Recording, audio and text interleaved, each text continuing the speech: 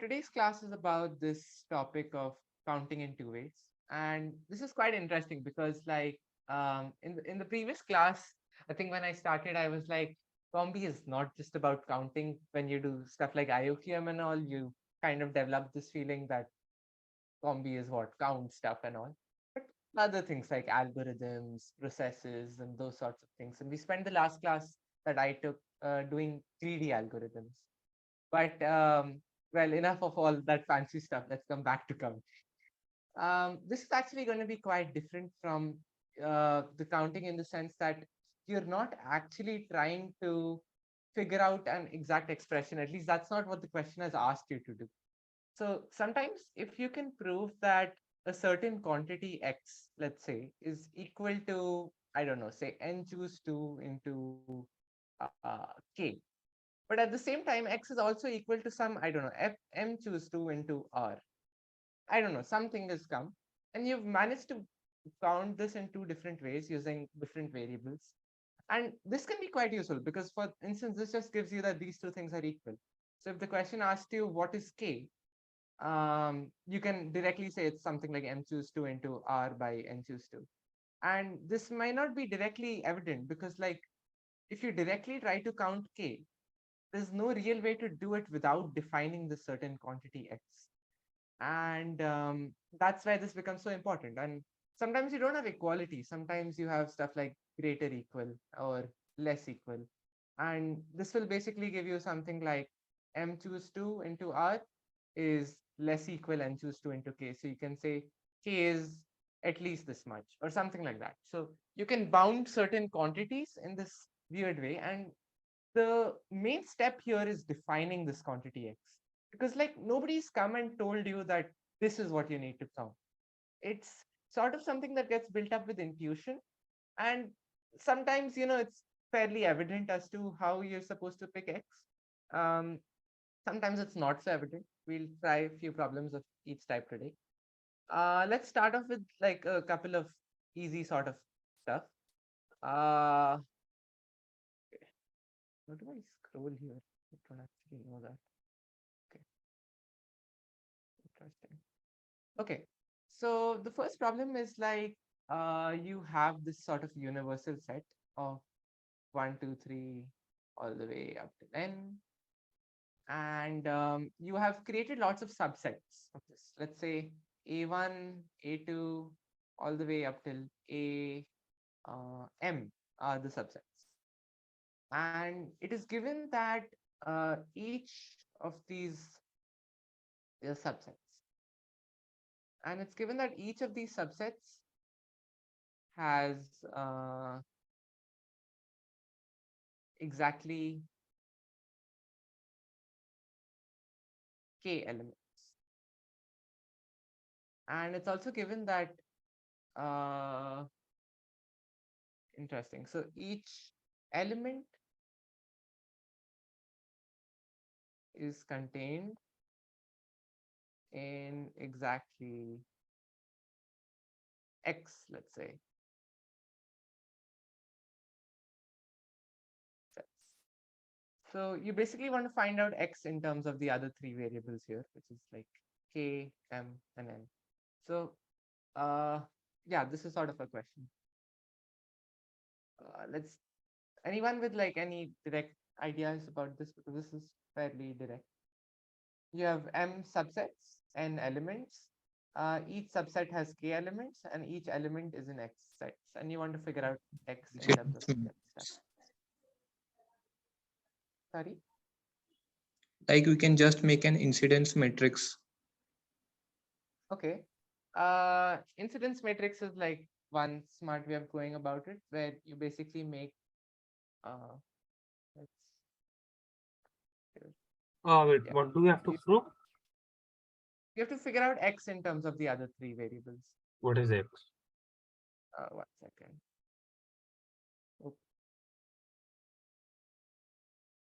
X is the number of sets in which each element is contained.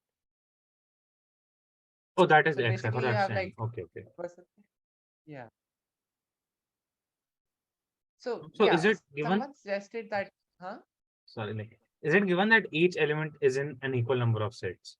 In exact, yeah, each element is in exactly X sets. So you have Okay, to find understood. out that corresponding Okay, X. cool. Good, good, good. So someone suggested make an incidence matrix, which is a common trick. We won't be using this matrix too much today because I personally prefer a little bit of a different way of going about stuff. But okay, for the sake of this problem, because this is quite easily seen using an incidence matrix, let's just see that. Basically, how this works is you're going to define each row as the set. Like this row represents A1, this row. Oh God, what just happened? Why is the entire thing pink? Is that just me? No, it's pink for me also. Huh? Okay, wait, let me stop sharing. Oh, it came back at the end. It's not full screen. Yeah. Is it fine now? Yeah. Okay, okay. So yeah, each of these rows represents like a set. So A1, A2, A3, A4, A5, A6. Each of these represents like the 1, 2, 3 all the way till n. And basically you put a 1 if A1 has element 1. You put a 0 if A1 doesn't have 2.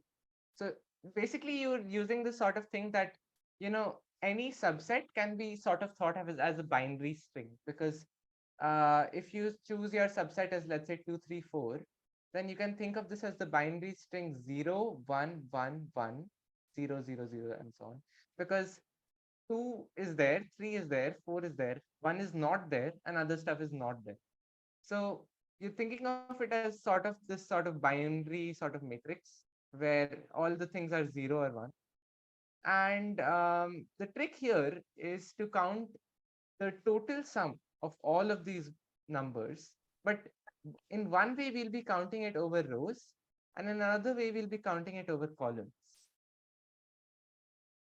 So that's really going to give us two different things.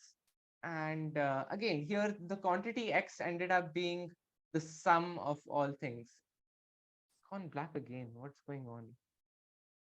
Is someone I think someone annotated. yeah, I Yeah. think that's the issue. Maybe we should disable that. Uh, how do we Do you know how to disable? disable it? Let's figure out in a second. Hmm. Meeting info? No. 1 second. Let me just stop sharing. It'll be much easier then. Okay, security.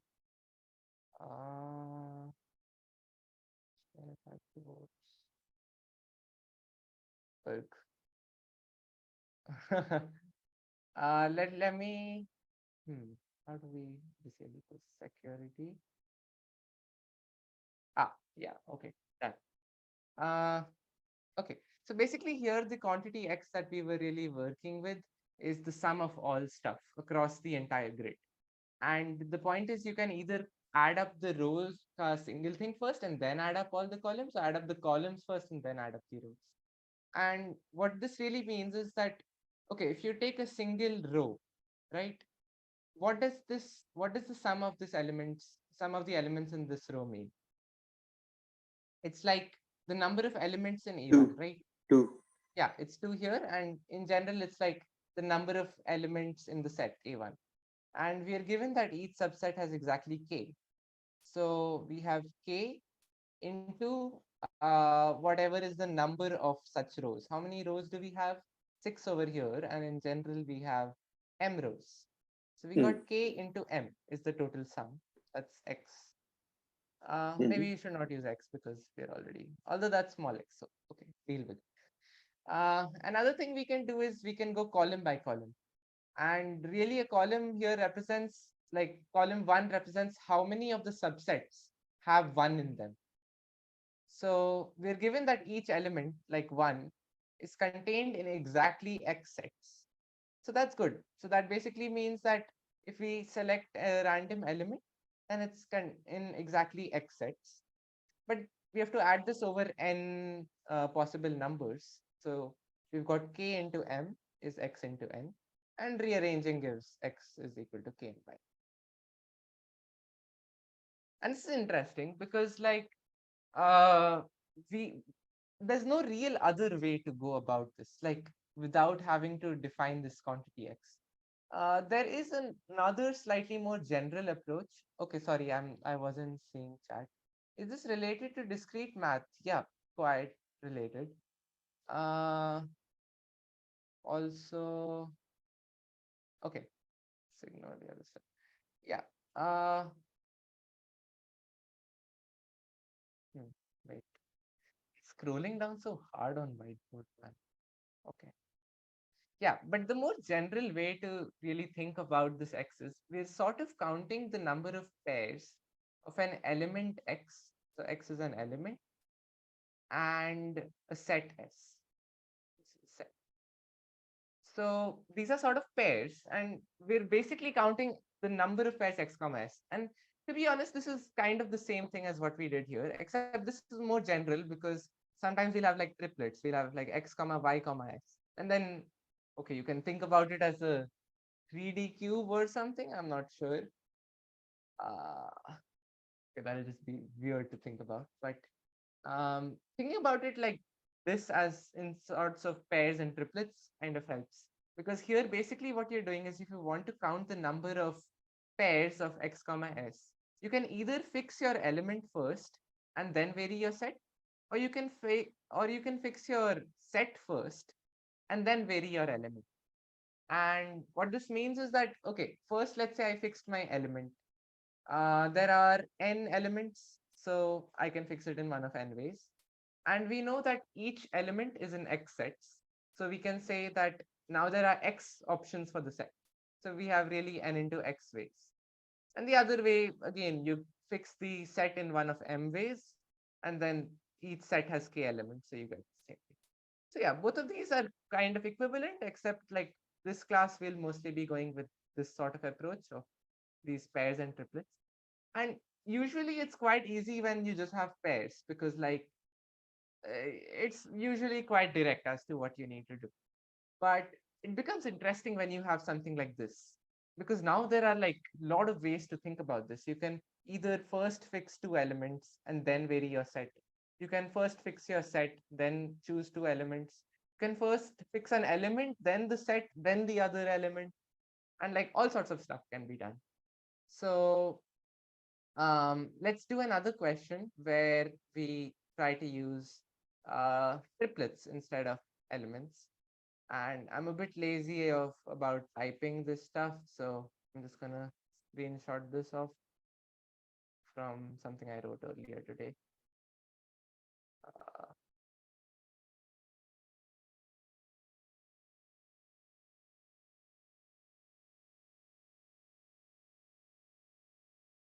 Wait, can you people hear me? Yep. Okay, because someone's voice was breaking. Yeah, okay, ignore whatever's on the left. That's just my video cut thing came up. Yeah, so again, we have this full universal set. You have X is a union of some sets AI. And okay, here I'm making this clear because this is important. Last time we were given that you have these subsets A1 all the way till AM. So we knew how many subsets are there. This time we don't know this M. So we know that there are some subsets, we just don't know how many. Um, and it's given that each set has k elements. That's again like last time. And every pair of elements, okay, this again has changed. Last time we were given that every element is in k subsets. This time we are given every pair of elements is in k x subsets. So that's different. And they've asked you how many of the calculate how many of the subsets have one in them. So the element one. Okay. And this is quite similar, except we've made small changes here and there, and it's a new problem all of a sudden. So first of all, this is quite interesting because we have asked how many of the AI have one in them. And we could have asked how many of the AI have two in them. So in particular, this probably means that all of the things have the same number of come the same number of times, which is not given anywhere. So that seems interesting. But okay, we've not proven that. So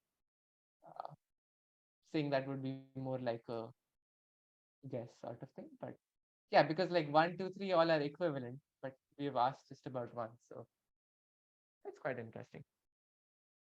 But yeah, so the point here is that this thing, every pair of elements kind of motivates that you want to not just consider a single thing, but take element one, that's your x1, take element two, and take a set or a subset rather. So take AI. And you want to count this thing. Now, when you start off with such a question, you will not know whether this was a good choice or a bad choice. It's just, it looks sort of intuitively fine because you have pair of elements, so you're trying to satisfy that. And it's an X subset, so you want to like, want stuff to work out. So you just did this. Whether it works out or not, you're not sure. Uh, so yeah, we'll be, let's try to count this into ways. And this is interesting because what we want to end up having is how many of the AI have one in them. So basically, if we could, in some sense, uh, okay, let's actually think about this for a bit. Let me not give it away straight away. People with any suggestions on, because we've got what to count. It's just we still have to decide what are the order of counting these three things because we have three things. There's a lot of possible orders in which you can count these things.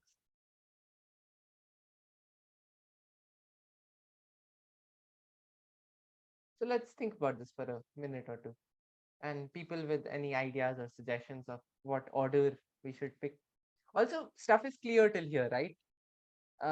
If there's any like issue or something in the previous question or anything that's not clear, I can explain.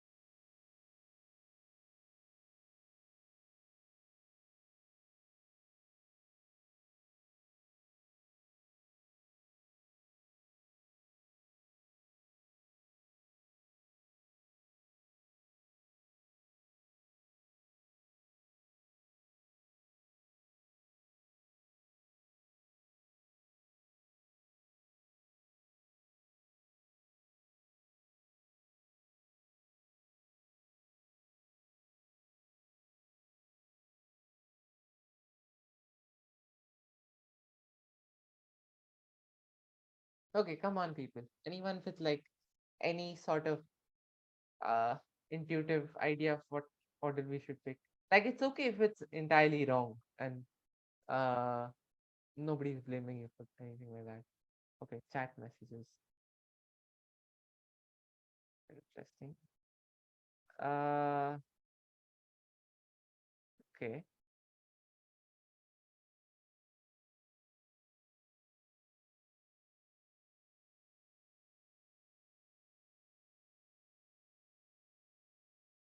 I'm not sure if he's in the thing, like unless he's by another name. But I don't see him.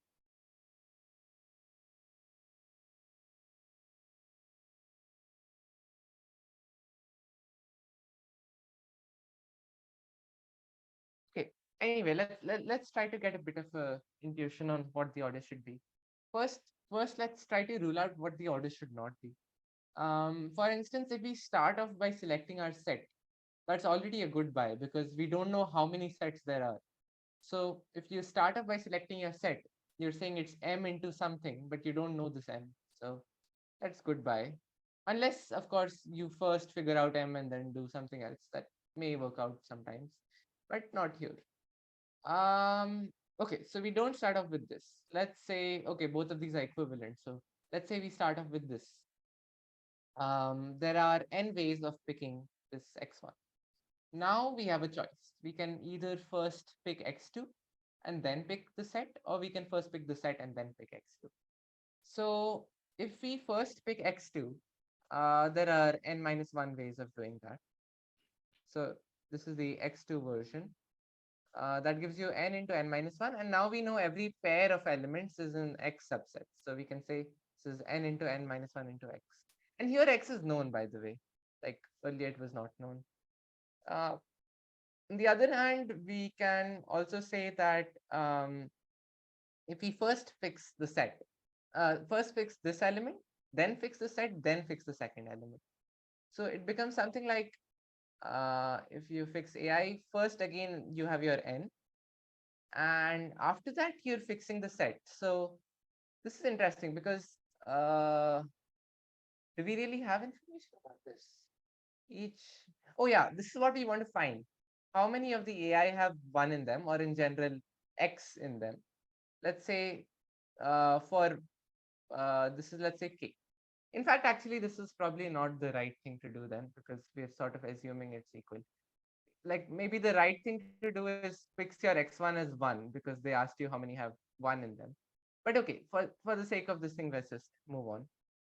Let's say this is k and you get n into k, and you have to fix your second element now. But since your set is fixed, also no, k was already taken. Let's take c. Okay, n into c. And now your set is fixed, so you have k options, except the x1 is already taken. So we have k minus 1 options. So these two things are equal. And so we get that n minus 1 into x is c into k minus 1. And this is useful because this gives you directly that c is equal to n minus 1 into x by k minus 1. This is nice. Of course, this is not entirely correct. Okay, what I should have done here is we were actually just counting pairs again, because the first thing is sort of restricted to 1. And so there's really one option here, and now the n minus 1 into x options here, the c into k minus 1, and you get that number of elements where 1 is there is this sort. So this was also kind of just pairs in a little bit of a hidden way. But okay, here we kind of got lucky. Let's see a place where we're not so lucky. Uh, okay, this looks like a good idea. Let me just pick up.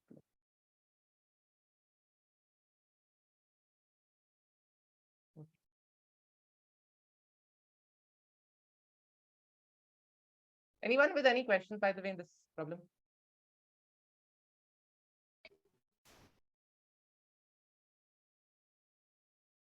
Akash?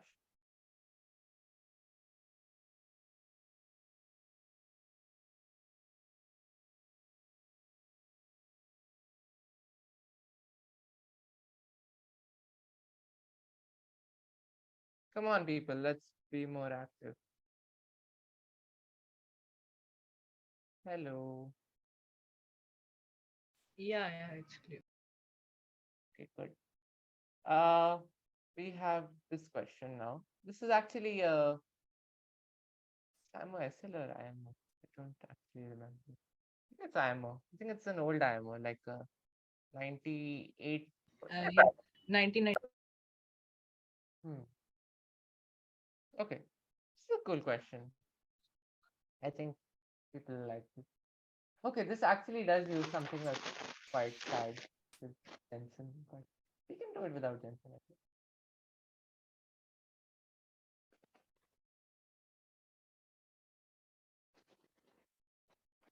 Yeah, this video will be on YouTube.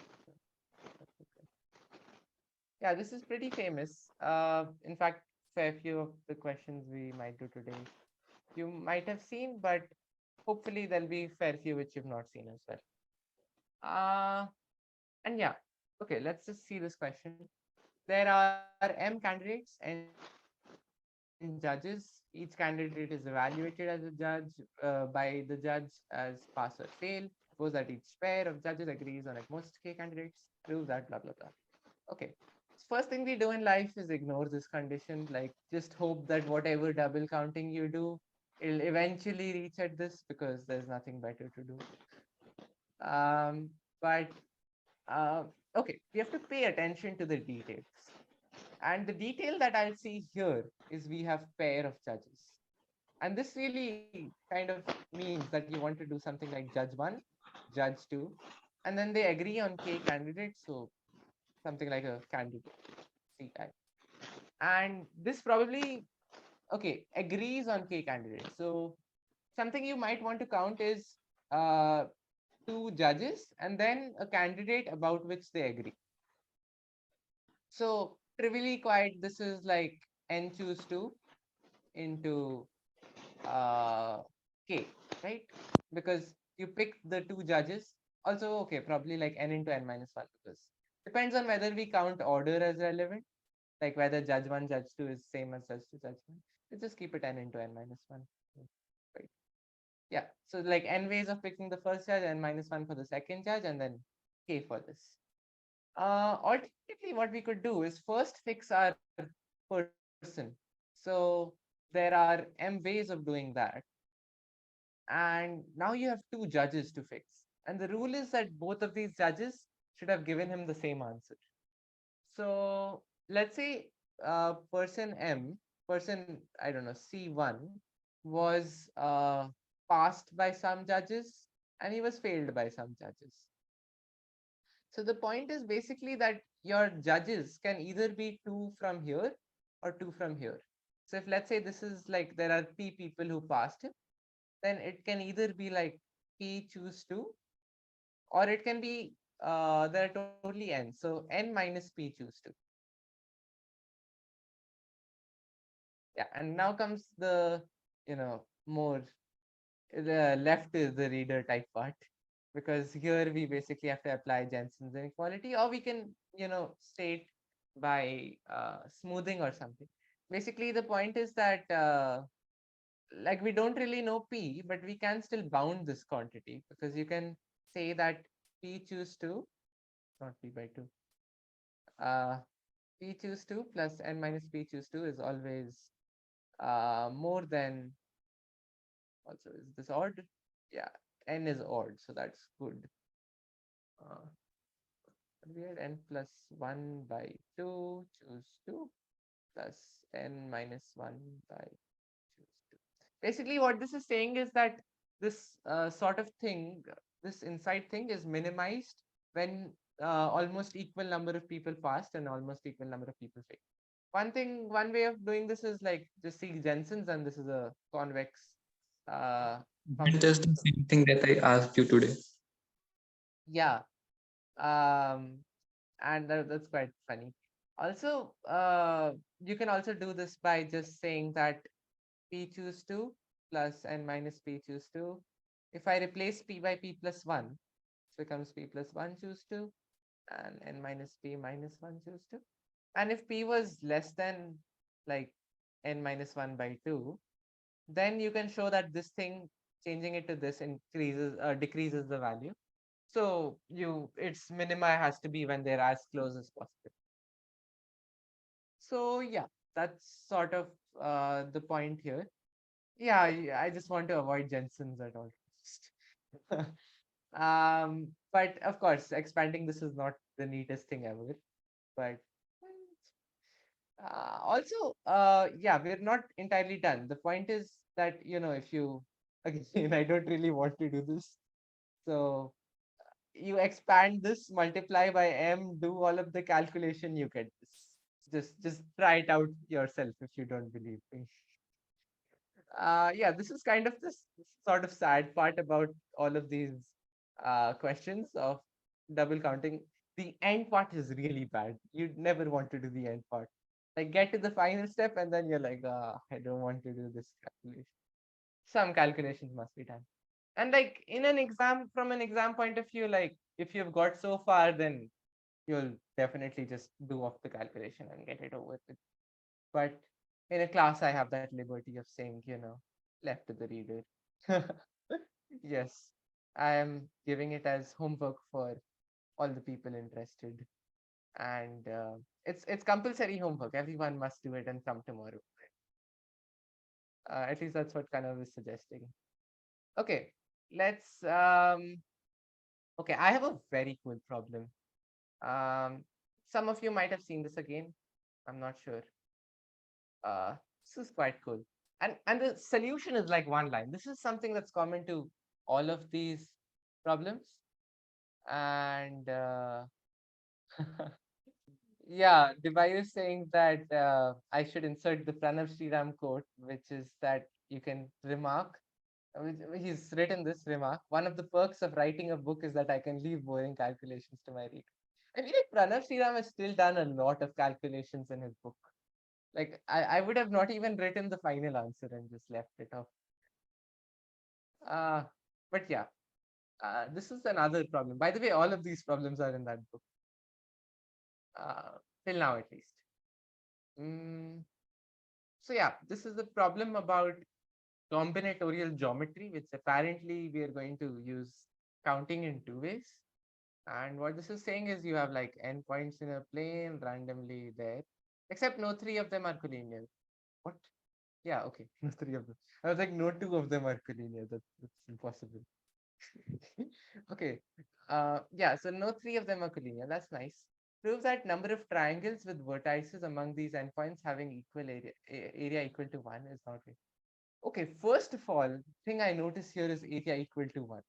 Like, you've not even given me the unit. Like, how far, how close are my points? Like, there is no information given. And still you have to bound it. That's just kind of odd. But okay, that's fine in the sense that, okay, if they said that it's not less than, then this problem is stupid because I just take everything very far away and now all the areas are very big. And assuming this is like 1 centimeter square or something, then you would get 0. But because you only have to give a like a upper bound, it's, yeah, exactly. Area 1 is basically like you can scale to any size. So basically, this is saying that having area equal to any fixed constant C is not greater than. So yeah, that's kind of a thing you'll get scared about. Wait, they gave 1, but like, what's the unit? Huh? What do I do here? But it doesn't matter. And yeah, and here it's not. So earlier we had like elements and sets. Those were the only two things in life. So there was not that much option. Like you just have to choose your pair as element comma set, or they set pairs of elements. So it was obvious that you have to do L comma S, or you have to do L comma S, something like that. But here it's like you've given there's no intuition as to what you need to do. And it's not like the answer is helping you too much either, except it's sort of like n choose 2, right? It's like n choose 2 into 4 by 3. And that's actually how this answer comes, but we don't really know that, let's imagine, because like reverse motivation is not such a good idea here. Yeah, but okay, let's start somewhere, right? We want triangles with area equal to 1. So let's take some random triangle and let's say this has area equal to 1. Yeah.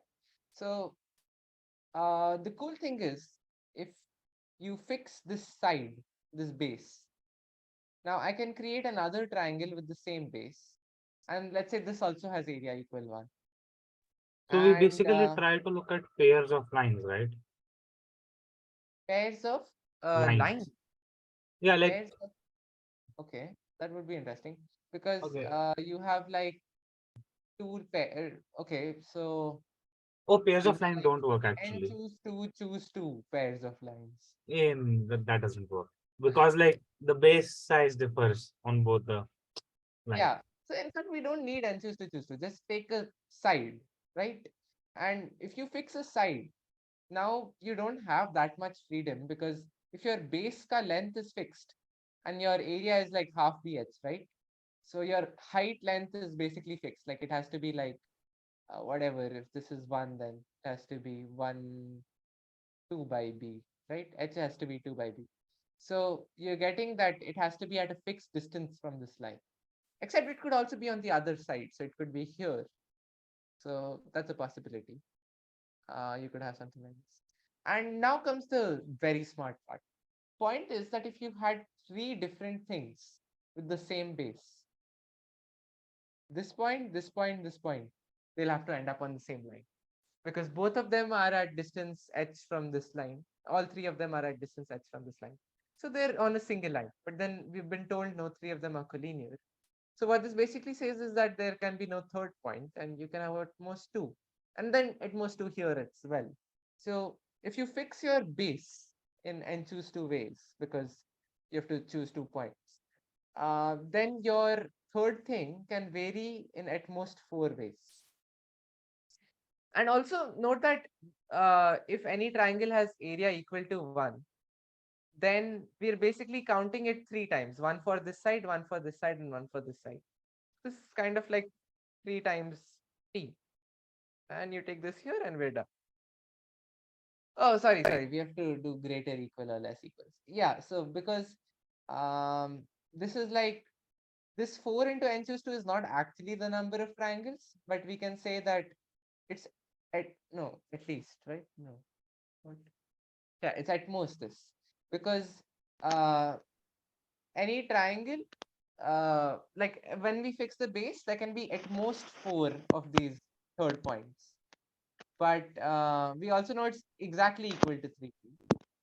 So we can say that t is at most 4 by 3 and 6. So here the thing we were counting is the sort of pairs of um, element, no, not element, what's like, how do we say this? Probably like side comma triangle, right? Because if you fix your triangle, and this is so that the triangles should have area 1, not all triangles, but with area 1. So if you fix your triangle in t ways, then you have 3 ways of choosing the side. And if you fix your side in n choose 2 ways, then you have at most 4 ways of picking the third point. So you get 3t is this, and life works out. Sorry, I was not seeing the case in the last thing. The chat in there. By the way, there are results dealing with the general case when some points are allowed to be collinear. Oh wow. Is that like using probabilistic or something? Or is it still just using double counting?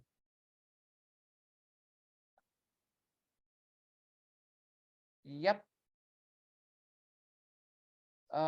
Interesting, because like if you're allowed collinear, okay, but yeah, if you're saying that at most 5 points are collinear, then like a trivial result you can get is like 10 on a line. So that'll become like 2 by 10 or something. No, wait. Whatever, we get something of that sort, right? Uh okay, probabilistic but at heart. Yeah, okay. Oh, it's a graph theory form. Okay, that's interesting. Wow. Okay, I don't even know how to pronounce that. I don't want to try.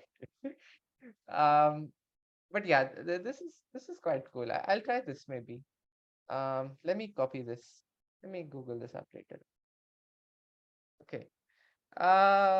Meanwhile, let's start off with another problem. Do people want to do another wow, n raised to 7 by 3? Oh my god. Do people want to do another sort of combinatorial geometry, or like it's too much? Sure. Okay, let's go for it. Uh,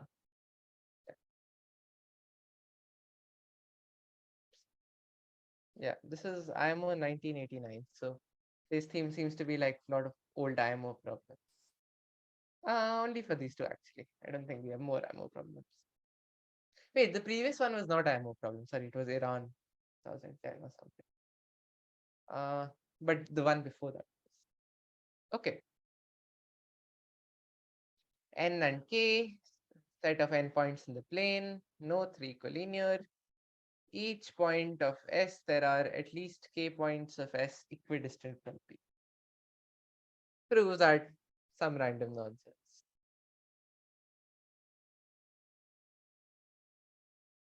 Wow, like in an exam, you see something like this, you're like, okay, half plus root 2n. Where did that come from? But the truth is really it's like some simple combinatorics and then the bad algebra. So yeah, exactly. That's like honestly, like people would feel let's just skip it, because unless you are fairly confident that uh, uh, like it's kind of a leap of faith that you're hoping that this sort of double counting thing works. It may not work. It doesn't always work, especially because we're making a lot of inequalities, right? There we said it's at most 4. Maybe it's not ever actually equal to 4. Like maybe that's not an equality case. So maybe the question asks you to prove something that's stronger than the thing you got. And in fact, what we'll do here will actually may end up something of that sort, and we'll have to kind of strengthen our bond. So that'll be interesting. Um, yeah, this is quite a cool condition over here. P for every point P and S, there are at least K points equidistant from P, and it makes sense because you can't uh like if you make K too large over here, that'll mean that everything is almost on a single circle. But then if you take this point, then everything should be on that guy's single circle also. So that's really almost always not possible. So it makes sense that K is quite small, but I think root n is fairly large. Like I am not sure if equality can be okay, less than, so obviously no equality, but I mean this is not even going to be an integer, is it?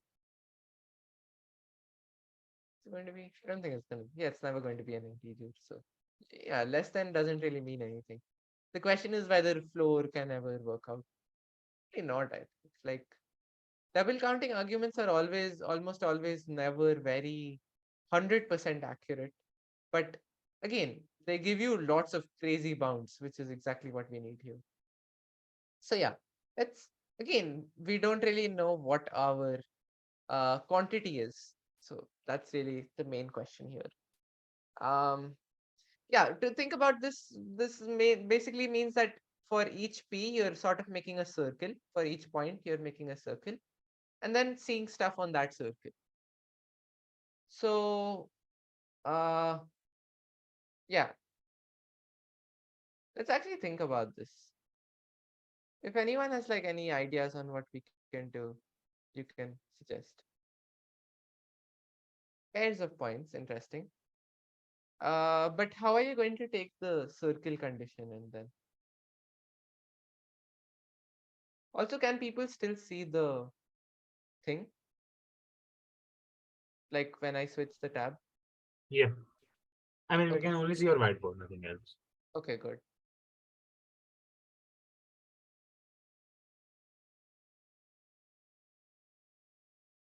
Yeah, number of points k is not on, that's very intuitive. But the fact that it's like you're only being able to bound it by root n, that's in fact quite unintuitive. Like I would say it should be okay, root n is actually fairly small, but maybe log n. Log n would have seemed a lot more logical to me. But then if log n comes in, then you basically have to do probabilistic. So actually, maybe I'll do probabilistic in another class. Okay, but okay, Debayu suggested pairs of points, and in fact, that may not be that bad an idea now that I think about it. Uh, let's say pi comma pj, right? Um, obviously this is like just n choose 2, but we can also think about this as the number of points on each circle, sort of. Like if you take each point, take each circle, so there'll be exactly how many circles? There'll be n circles because like each point creates its own circle. And on each circle, there are at least k points. So it's something like n into k choose 2, right? But the issue is we have sort of overcounted because you can have circles intersect. Okay, but let's see what's happening right now, right? We got equality here, and we got, yeah, exactly. You subtract because for each pair of circles you have to subtract one pair because they one pair of points gets rejected by them. But okay, let's see what happens directly. Why is it not good enough? Um, okay, n into k choose 2. Is this an upper bound, lower bound? What am I doing? Let's say this is x. Then we know that x is at least because circles may have more than k points. They have at least k. So yeah, we know n choose 2 into n. Sorry, is greater equal n into k choose 2. This gives us Uh, what does this give us? This gives us nothing good actually. Okay, it gives us like n minus 1 is equal to k into k minus 1, right? Yeah, so you get kind of like k is around root n. Huh? Wait, is this even right? Oh, we overcounted. Oh, sorry. That's not allowed. We have to subtract the thing. Sorry, my bad. Yeah, so this is not even a question of whether it was strong enough. Like, not subtracting the n choose to is just wrong because uh, then the inequality stuff is just not correct. But uh, yeah, basically we're subtracting n choose to because when we took a circle and we took 2 points on it, the issue is we could have counted this case later on as well, because on another circle, it's possible that these 2 points were there. And now we've counted it again. But then the good thing is that this is going to happen at most 2 times. I don't think it's possible that this happens, because I think that'll just mean the centers are collinear or something, right? Yeah, I think that that'll mean that points are collinear, but we're given that no 3 points are collinear. So yeah, no 3 circles can intersect at 2 points. And so we just need to subtract n choose 2 because that's the number we have overcounted. And now if we do the thing, so this is equal, and now we'll get whatever, we'll get this. Just assume, okay, let's just actually do it because it's not that. N into n minus 1 into 2, this cancels, is greater than k into k minus 1, right? So yeah, I'm not doing that. But yeah, this is a quadratic and you can just solve the quadratic for k. And it's not that bad. Uh, yeah, I've run out of Combigeo questions, but uh, let's see some. Okay, do people want to do like graph theory related stuff or like some more of that sets and elements back thing?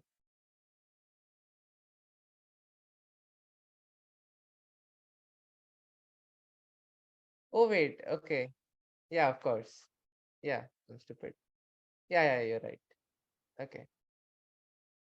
But like, I mean, at this point, if I see k into k minus 1 and it's like, then I'll just like, might as well solve the quadratic. Like, the main part of the problem is done. Oops, what happened? Yeah. Okay. Answer my question, people. Do you people want to do graph theory type stuff or sets type? If people have not ever done graph theory, don't be afraid because like we won't be doing graph theory. It's just a way of saying that we'll be thinking about friends and enemies. Game type problem. Game type in counting into is such an interesting question. Does that even exist is a question. But game time problems are a lot of fun. Maybe I can take another class on combinatorial games. Except like I tried once and uh wasn't the best of success. Like not in OMC, but in some other text. Okay. Uh let me okay, let's go with graph theory. So the point here is don't worry if you don't know what graph theory is and all. This is just there's no high-tech stuff here, no trees, cycles, no Hamiltonian paths, anything. Nothing we're doing here. It's basically like you have a set of vertices, is what we'll call them. And you have a set of edges where vertices are sort of, you can imagine them as people, and edges really mean whether it's sort of the thing that is joined to people if they're friends. So like if I have 5 people here, this person A, B, C, D, E, I join A and B if they're friends. I don't join A and B if they're not friends. And friendship is mutual here.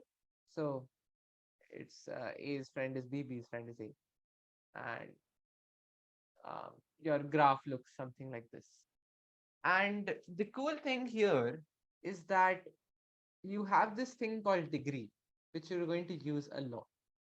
And degree basically means like for person A, how many friends does he have? 18C5 is not really a game, right? Like it's equality case motivation, isn't it that one? Am I misremembering? Is okay, it is. Also, maybe don't use private chat because then people can't see what I'm talking about. But it's not really a game. I mean, and also I don't count it as double counting either. It's just equality. It's like primary equality problem. The equality also sometimes, but then that's sort of the thing you want to do on your own. Wait, screen is not visible. What? It is. Okay, sorry. Yeah. So what, as I was saying, degree of A over here is 2 because it has two friends. Degree of E is 1. Degree of D is 2. Degree of C is also 2. Degree of B is 3 because he has 3 friends. And this comes in handy a lot. So the first quite simple result is that sigma di is 2 times the number of edges.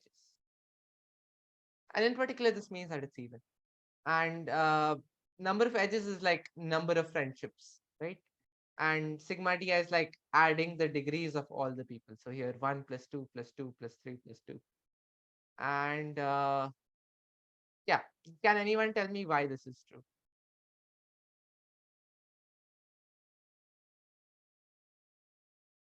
Oh, I should be more careful of chat. Okay. Because like each Yeah, double counting as usual. By reading the solution as well. Okay. Yeah, what were you saying? Someone was saying something?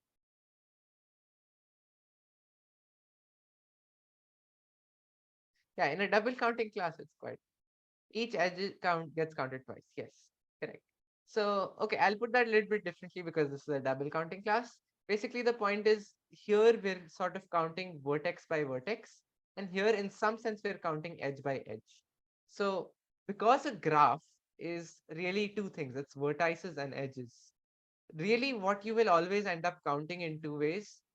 Not always. In fact, we'll do a lot of problems where you're not counting this, but you'll be counting it once as vertex by vertex and once as edge by edge. So vertex by vertex, this gives you sigma di. But if you think of the same thing as edge by edge, basically the point is if I take this random edge over here, it gets counted once in the degree of D and once in the degree of A. So each edge gets counted twice. So we're basically done. Sigma di is to E. And a more this thing way of writing this is like take it as a double sigma where you're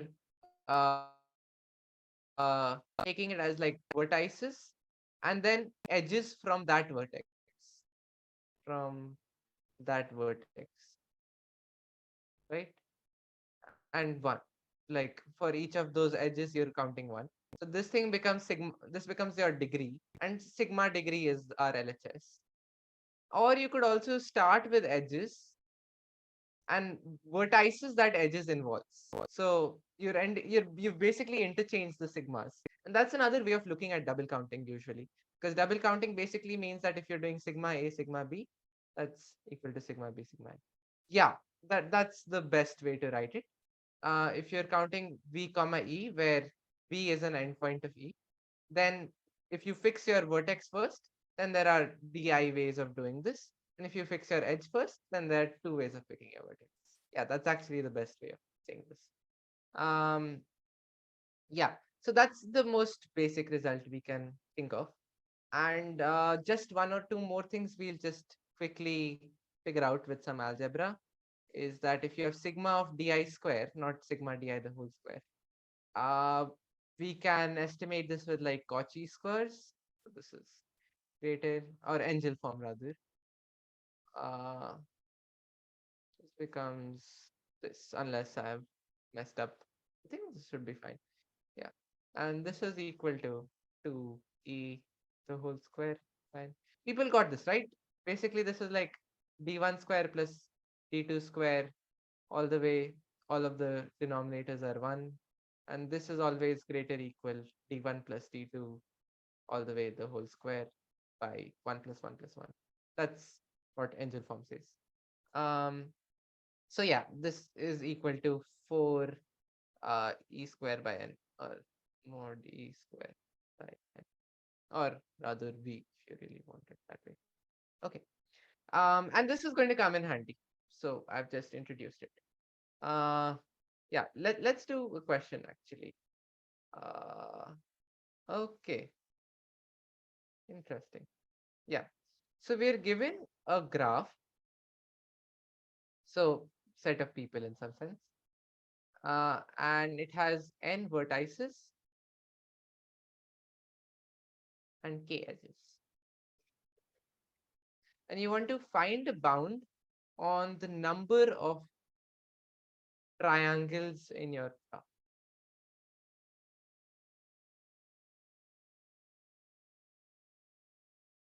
And yeah, this by the way might be zero. Like if there are not enough edges, you can just construct it so that there is no triangle. By the way, triangle means like A is a friend of B is a friend of C, and C is a friend of A.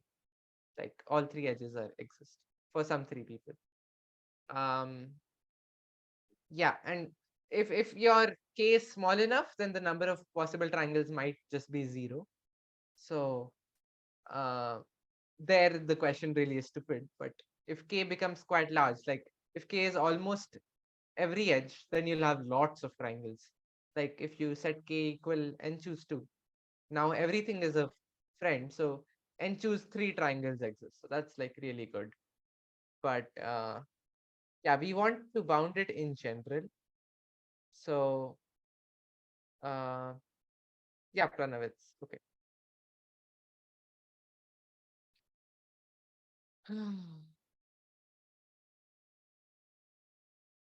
Hmm. So this is really what we're looking to bound.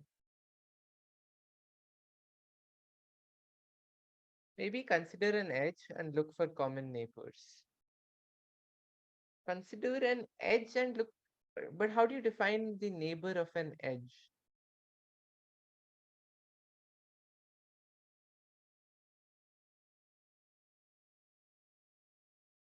Like neighbor of a vertex is defined.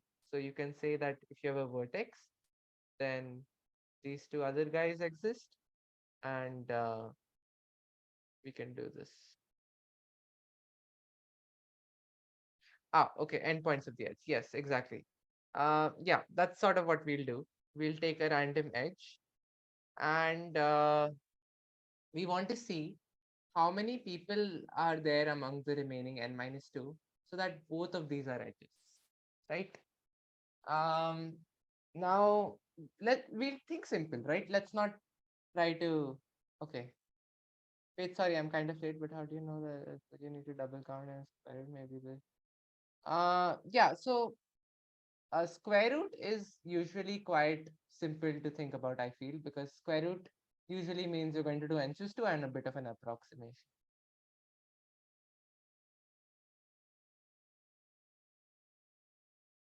Mm, yeah, quadratic ends up coming because you have n choose 2. This is to reply to Anurag. He's saying something. He's saying that how do you know if you want to double count in a square root n type? Uh,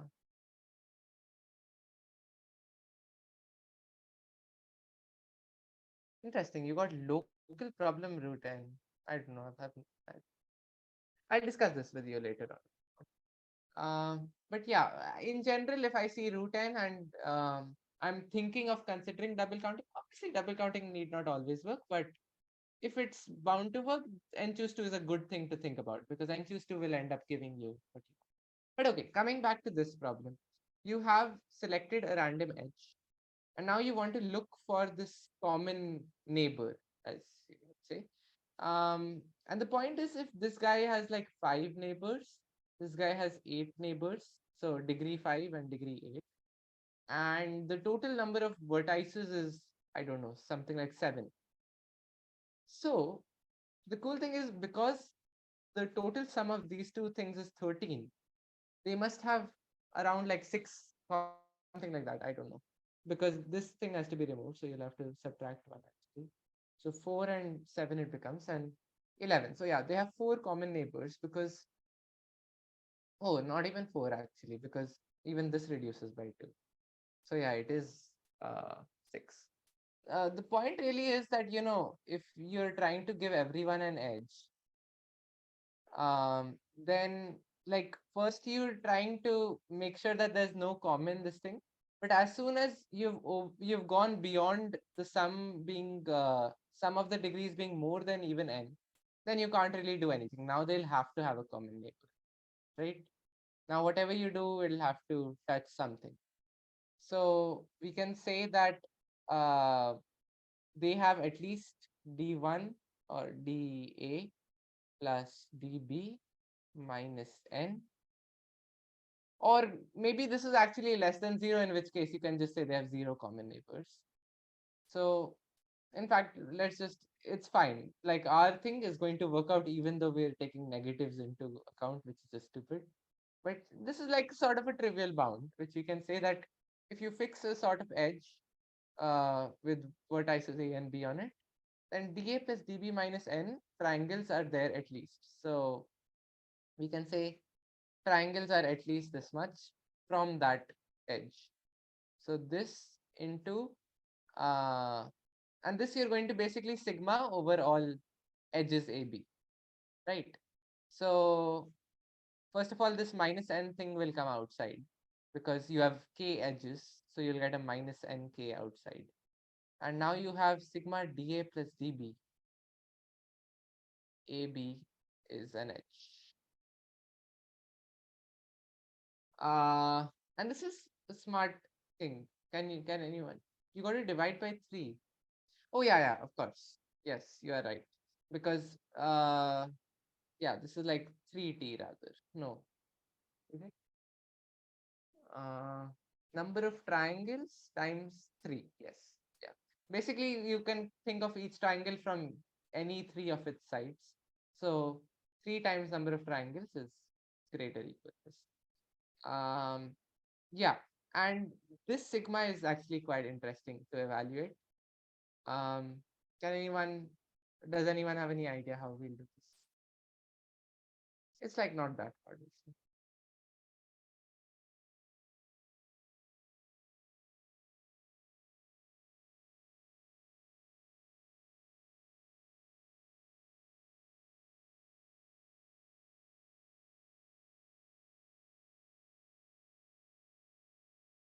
Okay, so the point really is that, you know, if you have an, how many times does dA come in this sigma?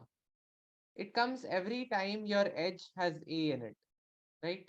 And how many times does edge have A in it? dA times. Like if A has degree D, then like D times you're going to count it with something else. So you'll end up with dA square. And then this will work out for everything. So you'll get sigma D square, DI square. Let's just make that. And this we told earlier is like greater equal 4k square by n minus nk by 3. And this is number of lines. So we're done. This is about we got. Yep. Okay. Any questions here? This part, if it's kind of unclear as to why they had dA plus dB minus n common neighbors, it's basically because like it's sort of pigeonhole in some sense.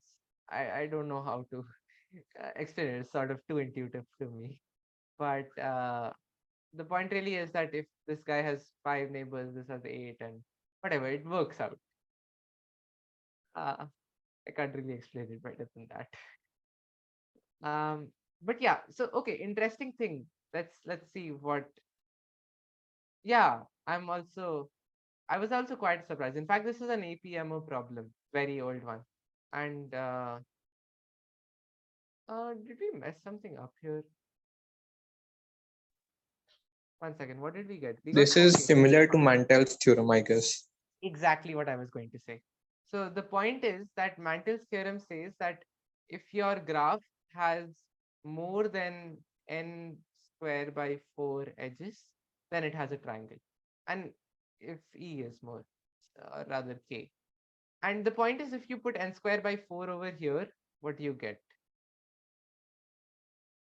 Yeah, it cancels off. You get T greater equal. You get 0, but like, fine. Like, if K is greater than that, you'll get greater than 0. So it's at least 1. And this is sort of a generalization of Mantel, because Mantel just says that, and this is quite strict actually, because if you take n by 2 people on one side, n by 2 people on the other side, and join every edge between people on opposite sides, now there's not going to be any odd cycle. Like, this is a complete bipartite graph, if you've heard of that. Mantel proof also uses that last bound of sigma d square. That's interesting. I've seen multiple proofs of Mantel. uh I know yeah. two proofs. One uh, using independent set and second one is similar to this. Independent set, okay, that's quite interesting. uh Yeah, I don't actually completely remember, but yeah, I think you're right. This proof is quite similar to this, except you don't actually try to bound stuff. You just say that it's uh greater equal one or something like that. You end up with. Or do you actually do this exact bounding? I'm not sure. Whatever, but you can think of this as a generalization to Mantel's theorem. Mantel's theorem says this has a triangle. Sorry, not greater equal, just greater. Okay. Let's do another graph question, because graph theory is people are understanding, right? I hope this graph theory terminology is not going over anyone's head, because like it's not really graph theory, right? All we're using is like degree, edges, vertices. That's it. Like, forget all this bipartite nonsense. Nobody likes those things. Um, okay, I shouldn't say that. I've taken 3 lectures on graph theory. um, oh, I just copied this from Pranav Sriram, by the way. That's why it's like this. uh, Maybe that's not the best idea I've had all day. But and also this U, by the way, means it's an important result. So this is a quite an important problem according to Pranav Sriram himself. Let's try to do this. 4 cycle. First, let's figure this out. Earlier we were doing triangles. Now we have quadrilaterals. Except we don't need these things. So we don't need we don't need like a K4. We just need a 4 cycle. Number of diagonals instead of edges. That's fair. But I mean, I spent 3 lectures on graph theory advertising that no, this is not geometry. You don't call them points. You don't call them line. Stop it. So I can't really go back that much. Um, but yeah. So it's like the same problem, except it's completely different. This one, because triangle to 4 has just changed life completely. And this is actually a, yeah, Mantel's is a it's the like the base case of Turin's theorem. And Turin's theorem is also actually quite interesting. I think Kanav took it in, must have taken. I don't know. I've not actually seen the class, but he must have in his extremal graph theory. Okay. Oh, by the way, it's 8:15. I wanted to do one more type of problems. Shall we keep this as homework, because this is a really brilliant problem, and I don't really want to give this away because stuff till now was fairly direct. No, this is not extremal. Acha, okay, you're saying he took extremal graph theory, yes. Um, but yeah, the thing to count here is quite non-trivial. Like earlier, it was fairly direct, like okay, side and point. Here, it's quite smart. At least I found it quite smart, because I couldn't really come up with it. So let's take this one as homework. And if you get stuck, there's always Pranav Sriram to admire the solution. Or if you want, you can even ask me for a hint or something. No, this is not extremal graph, because Turin's theorem or something will talk about K force, which means that these two also have to exist. We talk about 4 cycles, so only this. So this is not a special case of Turin's theorem. So yeah, that doesn't really care. Last question though, it would have worked. Although Turin's theorem actually state number of KIs, KNs? No, I don't think so. Okay, okay. No, I was talking to Anurag, because Anurag said This is extremal max number of edges in C4 free graph. I was just clarifying to him. Okay. Yeah, I'm taking that as homework because it's just too good to give away.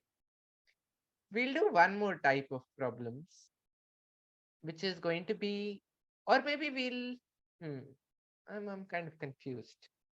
Okay, we don't have that much time also, so let's just do this. This is again going to be sort of graph theory, but a different type of graph theory where you now have tournaments, not tournaments of towns, but tournaments. And you can imagine it as a chess tournament if you like. If you like chess, otherwise cricket tournament. Someone was saying he has to go and play cricket, so uh, maybe cricket tournament. And the point is now each plays in a tournament. Each pair of players play, so everything is connected to everything. So in some sense, after the game, everyone became friends. Except we also give them an arrow. So an arrow from this guy from A to B means that A defeated B in the game. And then B defeated this guy. This guy defeated this. It doesn't have to be a cycle. You can have A defeat everyone if you like. Whatever. Every edge in your graph now has an arrow instead of an edge because it represents someone beating someone else. And uh we lost the game. That's true. 1, 4, 3, 4. Okay. Uh yeah, and there is a sort of equivalent thing where instead of DI, which is degree, you call winning and losing. So WI choose to and LI choose to are the sort of things you'll see come up. And yeah, and some important things are that there'll be no ties in your tournament. Everyone will play with everyone. So that sort of things we'll be assuming for the next 1 or 2 questions. So the first result is like quite simple to think about. Um, Prove that sigma wi is equal to sigma li over all people. So cross vertices.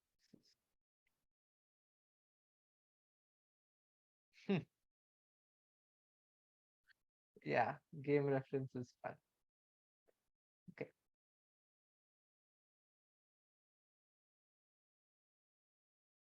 So why should this be true?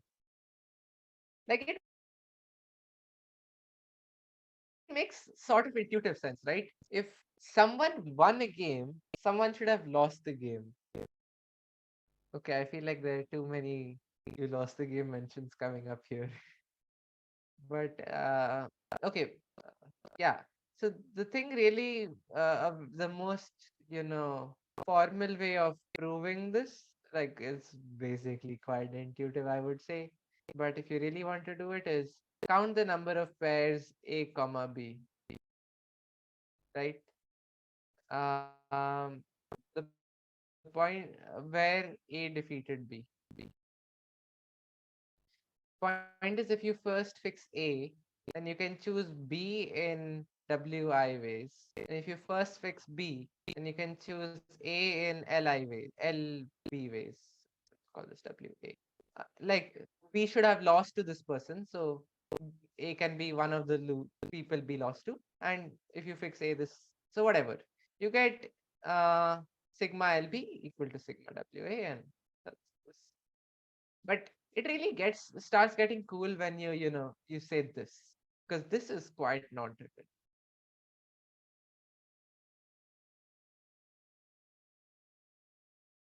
Yeah, and this is very interesting because, okay, sums being equal makes sense, but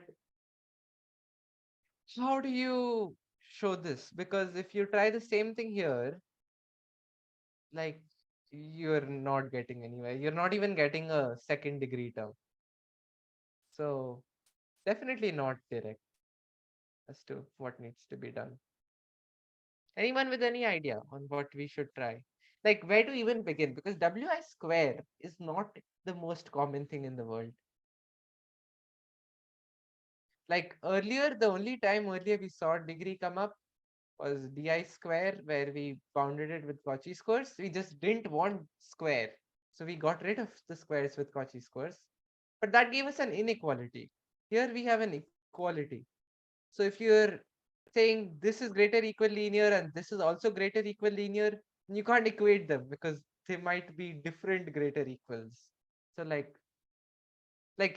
point is, if even if these two are equal, it doesn't mean that these two are equal, because you can have 5 greater than 3 and 4 greater than 3. So you can't really do this sort of Cauchy squares thing. So you have to use some other way to deal with second powers. Uh, Chat. Wi plus Li, Wi minus Li.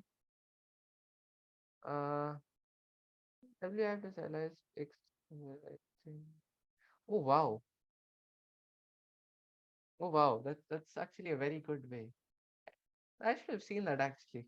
I was feeling so happy that this is such a good way of doing stuff. But okay, that just works.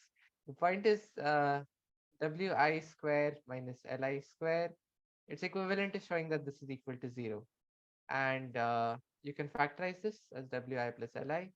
This thing is just the number of people he has played with, because with each person he either wins or loses. So this is n minus 1. And the other thing is Wi minus Li. And the point is sigma Wi is equal to sigma Li from here. So stuff goes to 0. But the proof I was actually trying to motivate is quite different. And I think this is sort of better right now, but the sort of idea I was trying to generate in general is that whenever you see like degree, and like you won't see cube or something come up too often, there is one IMO problem. No, is it is it an IMO problem? Yeah, I think it's an IMO problem which has Wi cube minus Li cube. No, 2010 C5, I think. Yeah, 2010. But was it on the IMO too? Was it P5 or something? No, I don't think so actually. Yeah, okay, maybe it was just 2010. Yeah, 2010 C5 gives you some weird condition and asks you to prove this. This is not true in general, but they gave you some extra condition on the tournament, so it worked out. But there also the idea was you do stuff with Wi choose 3 and stuff. But here the idea is going to be Wi choose 2. And the point is that if we can show that Wi choose 2 is equal to Li choose 2, like the sigmas, then basically this is like saying Wi square minus Wi, forget the by 2, we can just cancel that, Li square minus Li, sigma, and then we can add this thing on both sides.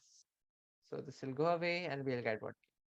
So yeah, it's kind of equivalent of showing this. And this is a lot easier to think about combinatorially. Oh, yes, you are right. Sorry, it didn't say this. It said Wi minus Li cube. But you made that equivalent to two conditions. One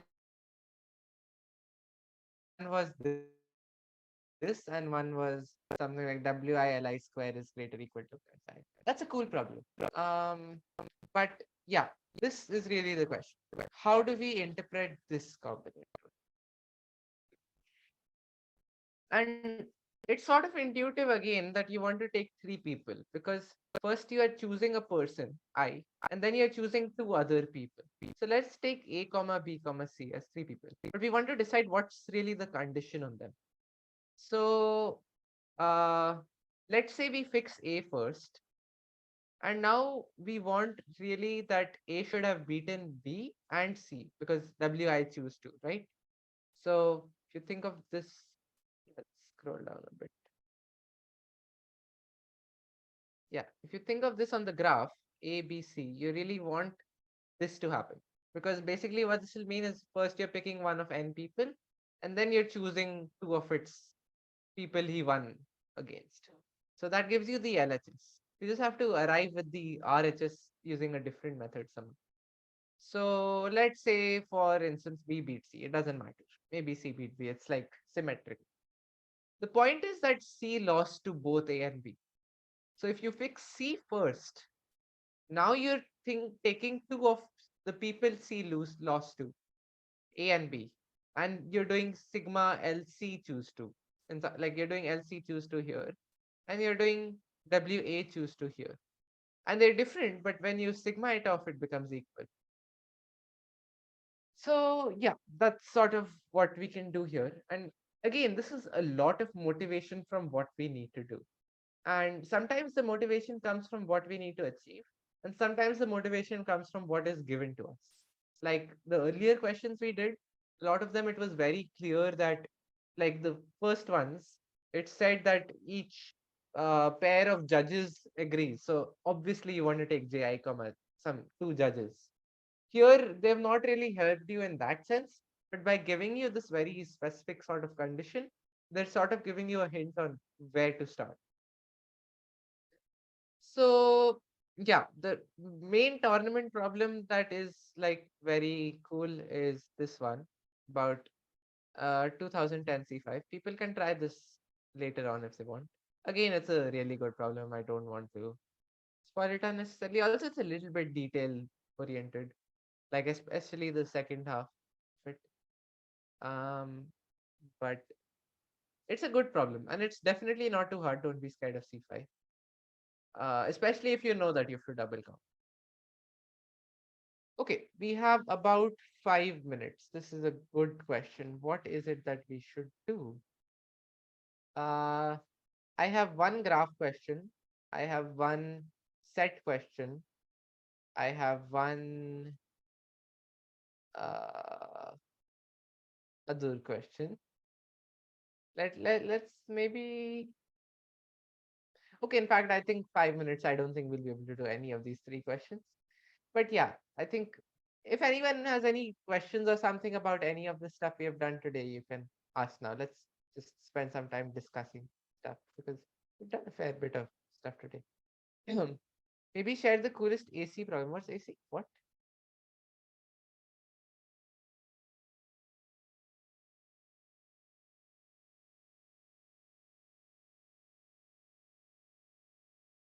The coolest problem?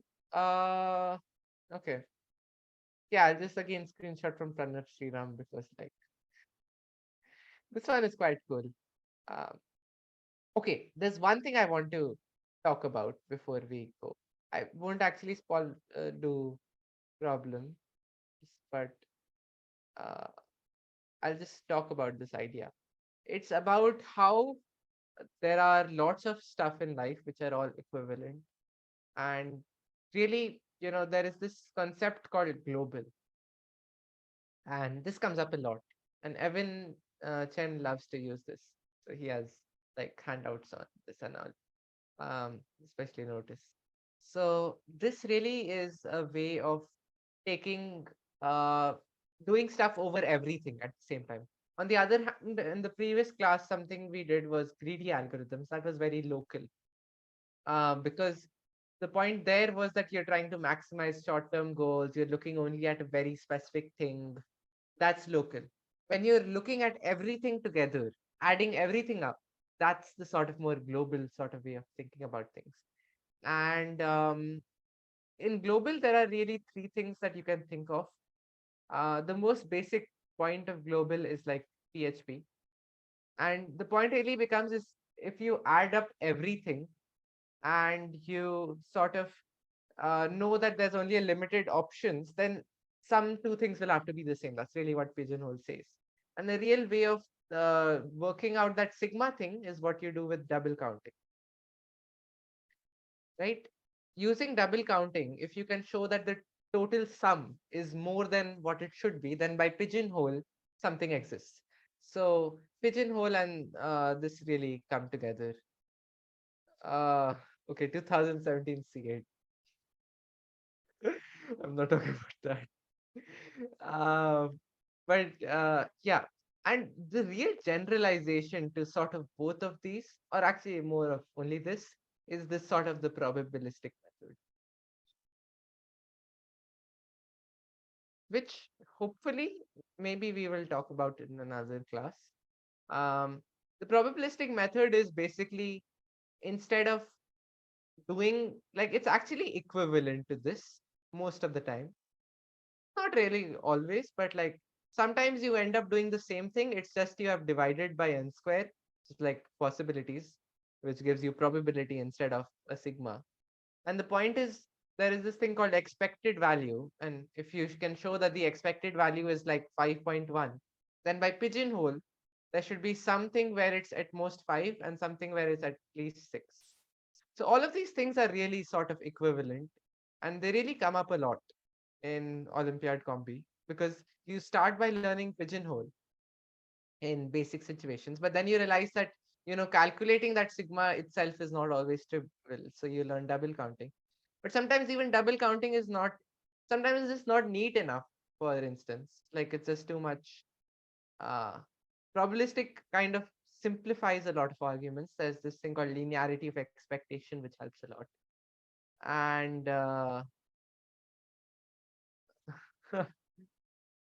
um, yeah, so this is really what global is about. And on the other hand, local is stuff like greedy algorithms and thinking about stuff at very specific amount, like jitna chahiye utna hi dekh liya, not trying to look beyond that. Um, and both of these can be really important. Some questions you'll only be able to do with global, some with local. There'll be some magical problems where there is a global as well as a local solution. So you never know what happens.